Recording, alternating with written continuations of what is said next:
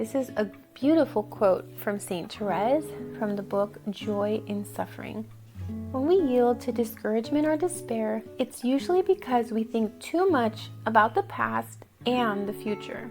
I wish to rejoice in my present happiness. God always gives the grace necessary to bear the sufferings of the present and to realize that when the future shall have become the present, He will pour out a new measure of grace from the tabernacle of my heart, where He has set His abode. And I will continue. She says, help me to live in the present with no thought of pain that is past, and still less preoccupied with what my loving Father may be pleased to send me in the future.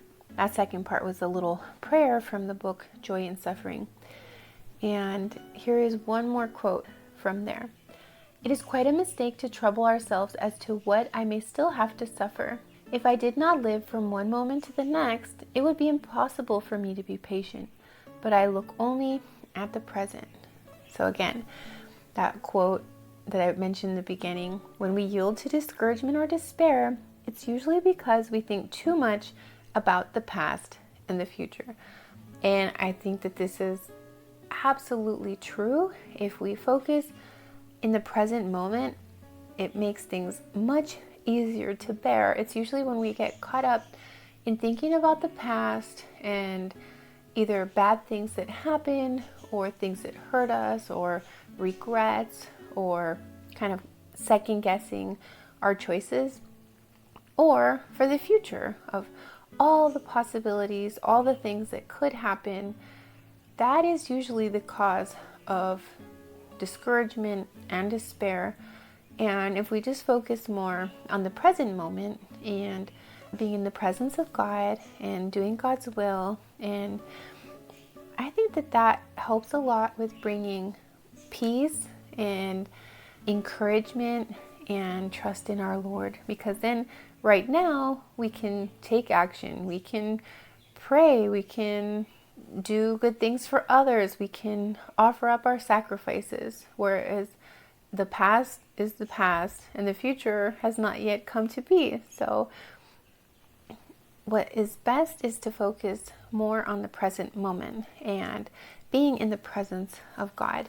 And so I've shared before about a few ways that we can more easily remain in the presence of God. So one of those is saying little short prayers called aspirations, and a good way to kind of remember to do those is getting into the habit, like pairing it with something else.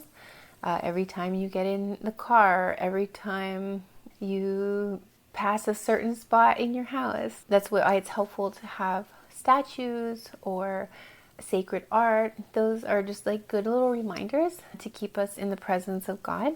And starting the first moment when we wake up, right away saying our morning offering, and right before we go to bed, doing our night prayers.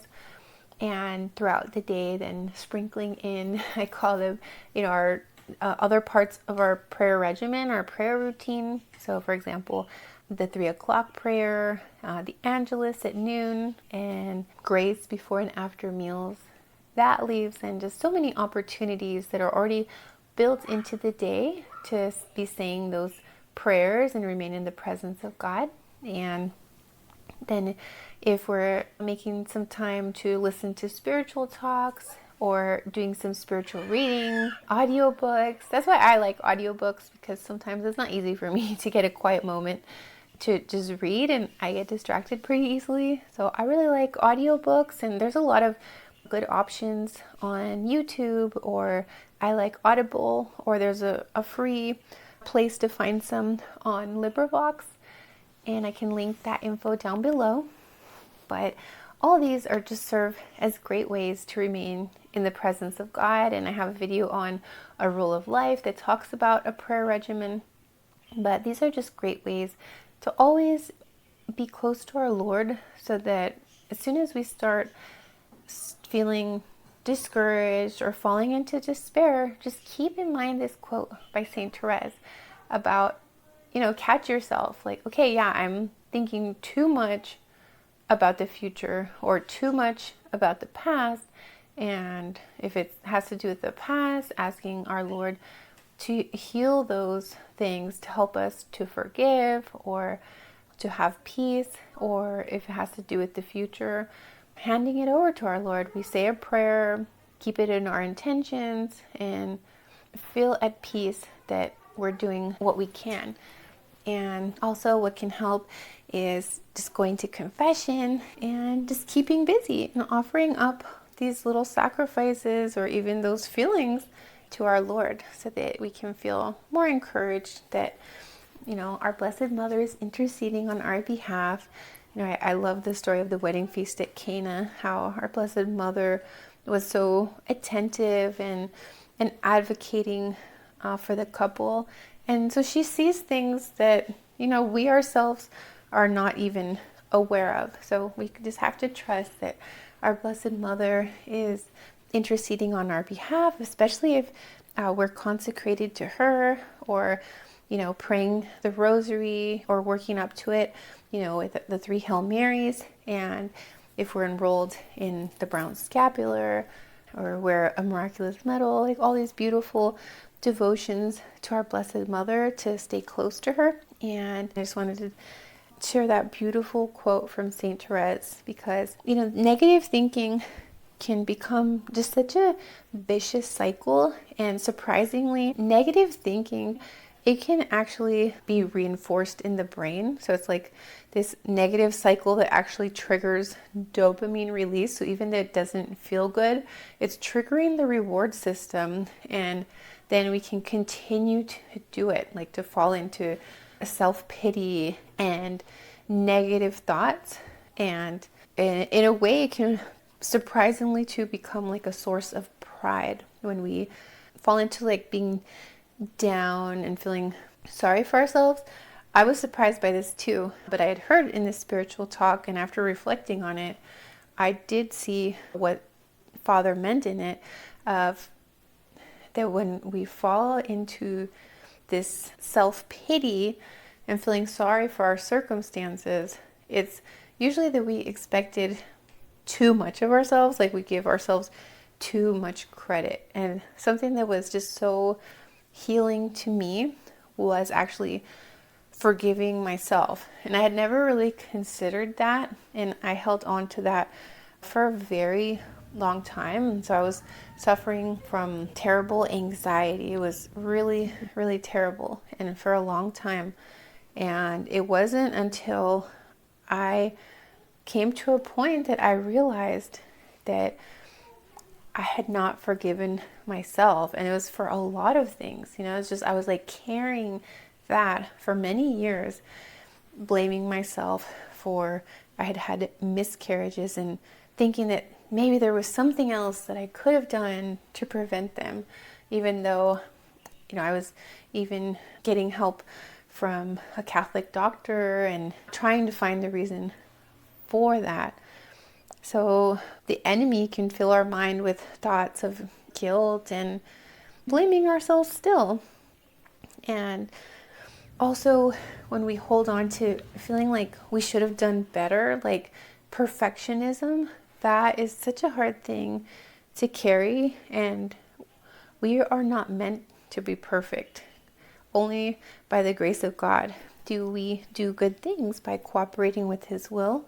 So that was another thing that I had to learn about forgiving ourselves for not being perfect. And the prayer I learned to say was, in the name of our Lord Jesus Christ, I forgive myself for not being perfect, for not measuring up to the mom that I thought I should be, and just many different things like that. And so maybe that can help you too if you're feeling discouraged, or you keep falling into these cycles of negative thoughts. It's important to start recognizing them right away and counteracting them with positive thoughts. And what has helped me tremendously is, I call it the glad game. I mean, that makes it like sound very lighthearted, but it's actually, a very important method or something to help with this. And it's just finding ways to turn those negative thoughts into something either neutral, so neutralize it, or into something positive, and finding things to be grateful for. And this is something very hard to do when we're accustomed to focusing on the negative. And so there is this book called Pollyanna, and probably most of us have heard this term Pollyanna. I know I hadn't. It has like this negative connotation, unfortunately, like it's like a negative thing to be a Pollyanna.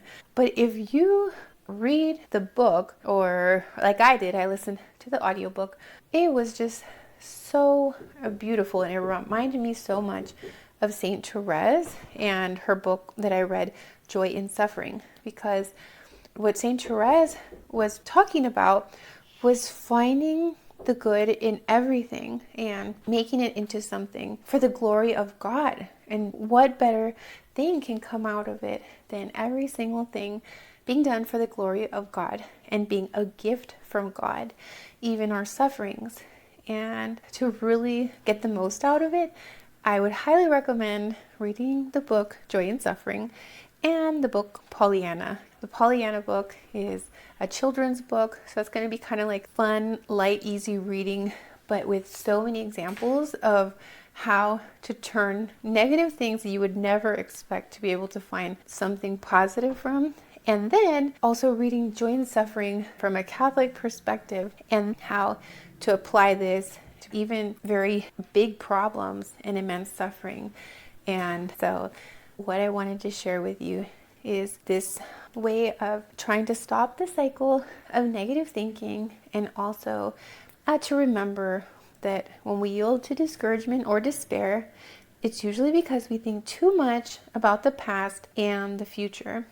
And as Saint Therese said, I wish to rejoice in my present happiness. And so maybe another time we can dive deeper into the Joy in Suffering book, or the book Pollyanna, or a combination of the two. You let me know what you would prefer, but try it. And I'll share down below also this prayer journal that really helped me when I was going through during the postpartum time, the sleep deprivation, and it can be like just a really hard time of give, and not any time to recoup or recharge. So this prayer journal helped me to kind of get into a good routine and break the cycle of the negative thoughts. And what I like about it is that then, it kind of keeps you accountable for your prayer regimen too, because then in the morning you're doing your morning offering, and in the night portion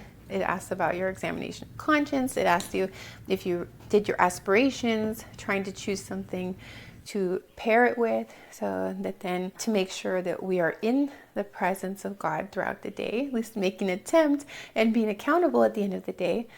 And there's something to be grateful for, a part talking about hope streams and prayers for the day. That part was actually so helpful, because when we just wake up and then we just get into the busyness of our day, we don't have the time, the opportunity to think about, okay, well, what am I looking forward to today? Like, especially if you're a temperament that then kind of really ponders things, we can get lost in our thoughts, but not necessarily like just in a positive way. So if we start off the day thinking about what we're looking forward to, I have seen that is just so fruitful. And when it comes to planning our day, choosing just the top 3 things to accomplish, because it's easy to then get discouraged and say, I just didn't do everything I should have. There's like these impossible standards set on us, that our house is supposed to be picture perfect, and that we're supposed to be accomplishing all these things, and meals made from scratch, and it's like, it is just a lot. So just focusing on the top 3 things that we want to accomplish, and finding something to be thankful for or glad about it. For example, the laundry. Some people really dread it. And so just thinking of like, well, what's something to be glad about? Well, that I have a washing machine. I don't have to wash all that by hand. thanks be to God for that. And like once a week we go to Rosary Club, and just remembering that that's such a beautiful opportunity to do something special for our Lord and spend time with other like-minded people sharing the faith. I'm trying to think of more examples, like another chore, maybe decluttering a specific room. Well, being grateful that God has given us an abundance of things, and also things that then maybe we can then bless others with and donate. And again, these were just examples, and if you start playing it long enough, the glad game, you will see what I mean. Like, you can find good things for even the hardest things. And in Pollyanna, there are some excellent examples. Okay, so now time for the taste test. Nice bite of avocado, tomato with the lemon juice, and a piece of shrimp. Delicious. And super healthy and pretty easy to make, pretty fast. So thank you so much for watching, and may God bless you, and see you next time. Bye.